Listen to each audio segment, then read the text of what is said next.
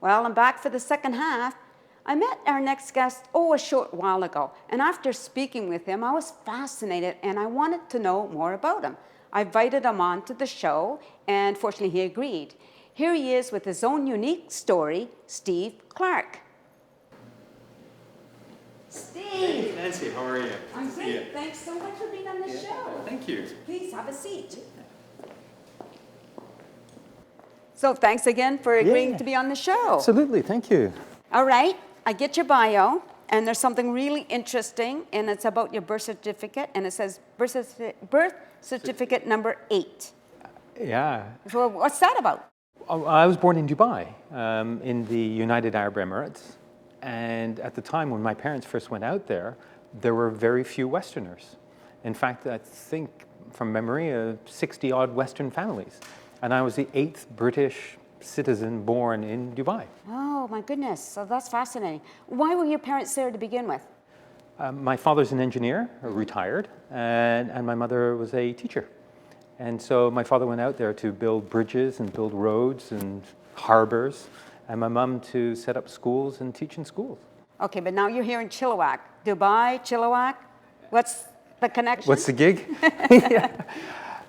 Well, having spent some 21 years working in the Middle East and as a child living there as well, I decided it was time for a change. And my parents live in Chilliwack, and I thought it was about time to spend some quality time with them and bring my son, who's now 14, into a Canadian environment and give him roots. Okay. You have an interesting accent, so I think you've lived in a few different places. Yeah. Is that correct? It's funny you say that. I just don't notice it myself. Oh, it's yours. I'll have to, yeah, exactly. I'll have to listen to it on the tape afterwards. I guess so. I'm sure when I was a child, I spoke with an English-British accent. And over time, being exposed to Canada, to England, France, and all my different travels, my wife, former wife, was Irish. I think that's all contributed to being a fairly mixed up accent. Okay, so why England and why France? Oh, okay. So in between the Middle East and Canada, did a few side trips. Okay. One when I was about 6 or 7 years old. I went out to England for a year and a half to live, and then went to school in the south of France. Oh, what did you take in school? Well, high school. And why France? I mean, this is fascinating. This is crazy, isn't it? No, Okay. but, well, crazy good. Well, I'll help fill in some of the little gaps if I can. So my mum is French, from France. Okay. So I speak French, which has been a big asset. And my father was working in Nigeria for some time, and there were no schools. And so scratched our heads and said, where can we be? And we decided south of France, or my parents did, because my mum's parents lived there. Oh, wow. Family always brings us back together again. Right. So ended up not working there, going to school there. Was your son, you mentioned you have a son, was he born in Dubai? He was born in Dubai, and I don't know what birth certificate number. Now, has he traveled like you are? He has, absolutely. Every year we'd go on summer holidays, quite often to Ireland, and he's been around, traveled on his own as well. Wow. How does he fit in with the kids here? Who, you know, those especially who've never been outside of Chilliwack. Yeah. Very good question. When he first came into the school, it's new, it's different, and for the first few weeks I was like, how's it going? You know, is it, you know, you like the school, you like the... I'm hanging back. He says, what do you mean hanging? He says, I'm just observing to see what's going on, right? And he did that for the first couple of months. And then he found his rhythm. He knew, you know, how to make the friends and started fitting in. So it took 2 or 3 months of adjustment. And now in his second year, going out with friends, having friends over. I mean, it was as if he's always been here. Okay, so tell me about some of the careers you've had, or you have now. I'm not necessarily plural. Ooh, careers. My true love has always been understanding consumers' hearts and minds and kind of bringing those together. So what does that mean? It means marketing. Oh, okay.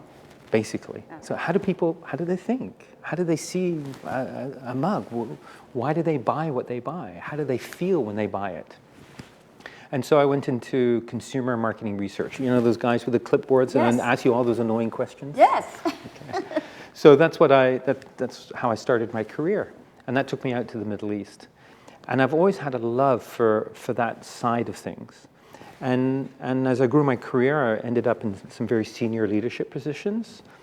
And that love sort of morphed into coaching. Okay. And so that's why in Canada now, I've set up my own company, which is all about coaching leadership for performance and development. Okay, can you elaborate a little bit on that? Yeah. So basic things. I mean, when you go to university or even to school, you graduate, you got your certificate, and there are two things that universities don't do and high schools don't do. They don't teach you how to balance your bank account, and they don't teach you how to listen. It's just assumed that you know how to listen. So at an executive level and a performance level, how do you connect with people? How do you create trust? And once you've created that trust, how do you build on that? So that's a very small snippet of an example of just listening skills. And then the other performance pieces are on how do you show up, how's your presence, how's your image. Some people have some habits that don't go down well with other employees. Helping identify those blind spots, showing the mirror, have a look in the mirror, in a trusting environment, and helping executives and managers move to that next level of greatness. And Steve, I was just going to ask you about your current business that you just were talking about, but it has an interesting name. Would you like to share that, please? It's called the 18th Camel. The 18th Camel. The 18th Camel Coaching and Consulting. Okay. I wanted a fun name. I wanted something memorable. I wanted something Middle Eastern, and I wanted something that had a story. Okay. And that's how I came up with it. All right. And it's based on a Middle Eastern gentleman who dies. And in his inheritance, he leaves 17 camels to his 3 sons. To his eldest son, he leaves half. To his middle son, he leaves a third. And to his youngest son, he leaves a ninth. All pretty complicated, but everybody knows, how do you divide 17 by a half? So the 3 brothers argued for a long time and trying to figure it out. And luckily for them, they came across the wise woman in the village who listened, asked lots of questions, and at the end suggested to them, how about you take one of my camels? And the boys said, would you do that for us? And they said, absolutely. So the eldest son got half of 18, 9. The middle son got a third of 18, which is 6. And the youngest son got a ninth of 18, which is 2. 9 plus 6 is 15, plus 2 is 17. And that's how you divide 17 camels. And so, yeah, I'm glad you like it. It is very interesting. I love it for sure. Well, it kind of epitomizes what my business is about. It's helping people see their blind spots, helping people overcome assumptions. They were making assumptions that it couldn't be done. Right. And that's what coaching is all about. It's about helping people see different perspectives. I like that. That's very clever. Yeah? Okay. And good. I Thank really you. like that. Okay, so now we're going to just talk about some things that I didn't quite understand in your bio.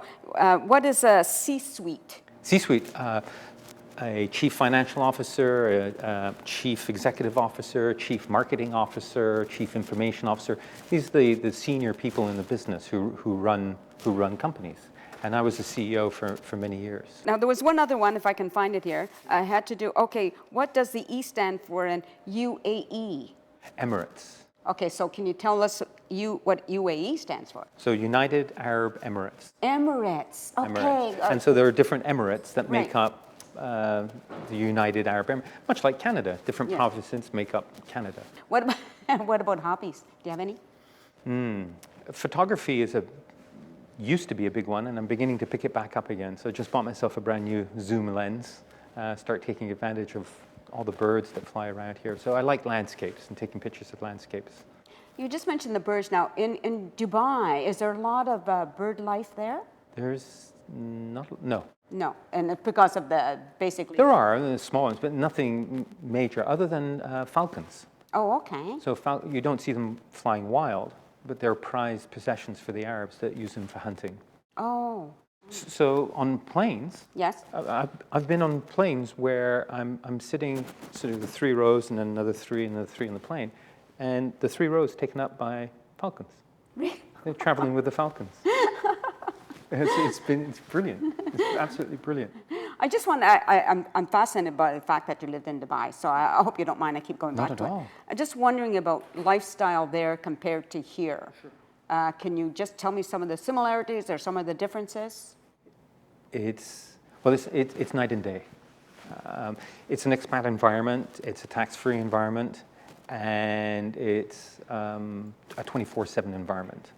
So everybody's working all the time. Right. And a lot of people have maids, so it's fairly common practice. A lot of people have a personal driver, fairly common practice. I didn't, on the driver front at least. And people tend to live more of a 5-star lifestyle, if you will, because everything in Dubai is 5 stars. Okay. And Chilliwack, you don't have to work 24/7. It's much more relaxed, people are more friendly, and you get to have some quality time. So very different in terms of dynamic. So how do they feel about Westerners? Here's a surprising fact you don't know, and I'll share it with you. In Dubai itself, 10% of the population are local people from the country. Okay. Oh. 90% are foreigners. Wow. From all over the world. Wow. So to answer your question, yeah, they're accepting of everybody. Right. I think I'm going to go there. I like the tax-free part. The tax-free part is it is expensive. Oh. Okay. So well, I could meet like a sugar daddy, right? A sugar sheikh? I don't know what a sugar sheikh is. Well, the sheikhs are the rulers of the countries. So a sheikh means landowner. Oh, okay. See that? I'm just learning all kinds of stuff with you. Do you have time to do anything else? Squash. Squash? You play squash? I play squash. Okay. Was either playing squash or picking squash. So Well, no, not picking squash. Okay, well, I just... Definitely pick myself off the floor sometimes. That's how it feels. But squash I play as well. So I had my first game in about 4 months yesterday, last night, because I've been traveling a fair amount. I haven't been able to get it in.